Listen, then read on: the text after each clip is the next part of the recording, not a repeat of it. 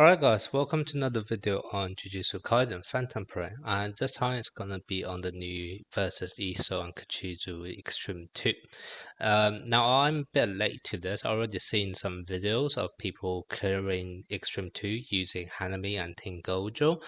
Basically a store team, so it's gonna take you a couple turns, which absolutely works. So if you guys do have both Hanami and Team Gojo, then please go ahead and use that.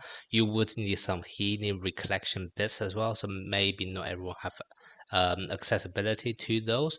So instead, I'm going to show you a different strategy, which I personally feel is pretty free to play friendly, which is going to be something look like this. Now, there is going to be Miwa here who I will be sacrificing on purpose so that I can then get another buffer out and also absorb some damage. So as a result, I was only able to 2-star career rather than 3-star career because someone would have died. But obviously you can then use the store strategy to get the other remaining star condition to get the last remaining cube. And the other thing with this strategy that it actually works quite nicely is that you will see in my game clip I can beat this entire stage in just 6 turns, and I tried it multiple times. I think it's pretty consistent. You don't actually need much RNG or anything like that. So basically you would actually also be able to clear out the actual mission here where you need to beat it within 16 turns, which I don't think you can actually do that if you use the Hanami store team. So that's basically another advantage of this strategy if you do want to give it a try. Okay, now in terms of the team lineup, as you can see, basically you have three SR character and then two DPS, which is going to be Yuta and Gojo. And the idea is that Gojo will be wiping out most of phase one, and then Yuta's there for the second phase. Now, in terms of recollection, basically once again you have three SR recollection and then two SSR recollection, which are more for DPS damage dealing. I'm not sure whether non-standard is absolutely essential. Basically, I was able to beat it without any crit at all in the entire battle. Maybe if you do not have non-standard, you can get away with it by using a weaker recollection, but just go for a bit of RNG in terms of critting on your ultimate attack. That may be feasible, but that's something you probably need to try out yourself. And likewise, my Gojo is dupe 2, but once again, you may be able to do it with a lower dupe if you actually get lucky and crit on your ultimate attack, and that's basically the way it works. Now, in terms of skills levels, you can see all the skills here. Basically, I do have both of the buffing skill and the ultimate skill on Gojo at level 10, and likewise the ultimate skill on Yuta's level 10. That is basically what allowed me to beat the stage without needing any crit. But once again, if your skill levels are lower, still worth giving a try. Maybe you can beat it with a bit of a RNG and actually crit on your attacks, etc.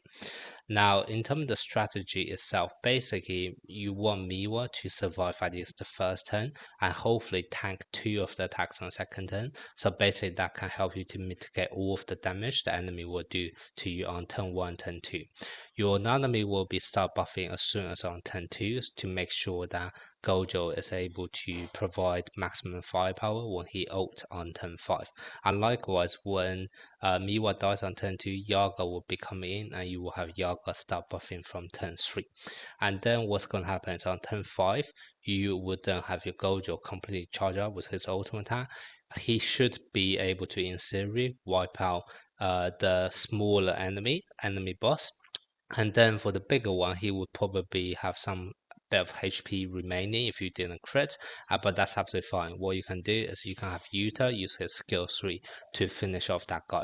And then on turn 6, your Pride will be active again, and then you can actually do an AoE ult with Yuta's ultimate attack to wipe out both of the enemy on the second phase, and you will also be doing that with a combo attack from Nanami, so Nanami can also activate the buff on his recollection.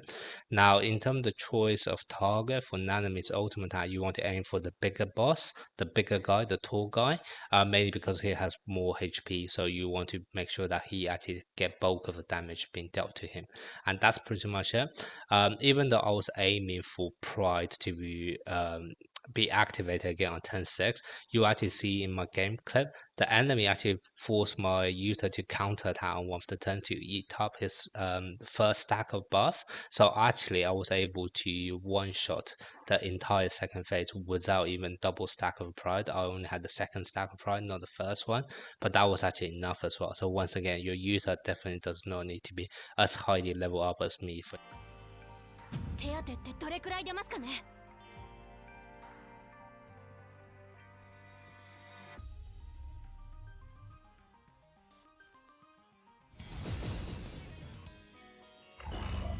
面白そうだな。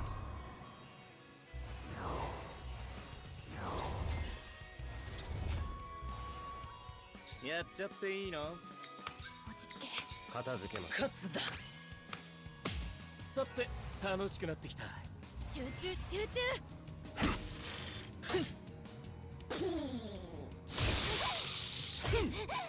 死なせない。手加減は落ち着け。私。手早く済ませましょう。考えろ。気張っていきましょう。そう焦るなよ。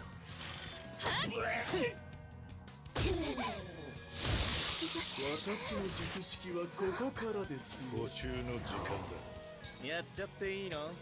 相手の動きを手早く考えろ。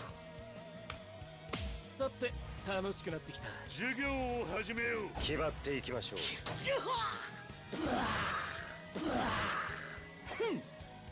けるぜ。手加減はしてあげるよ。片付け考えろ。さて楽しくなってきた。授業を始めよう。気張っていきましょう。どうだ。いかがですか？死なせない。それじゃおしまいにしようか。相手の動きを観察し手早く済ませ。勝つだ。授業を始めよう。ここが踏ん張りどころです。術式判定赤。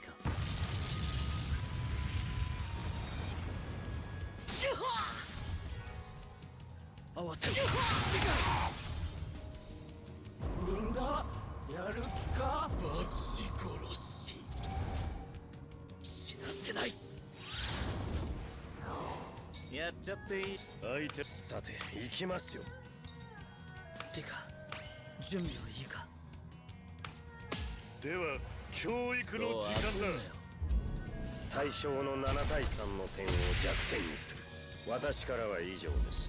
愛してるよリカ。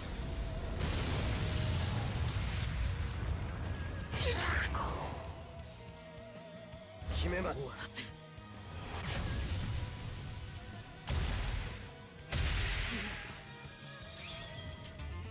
では今日はこれで直帰します。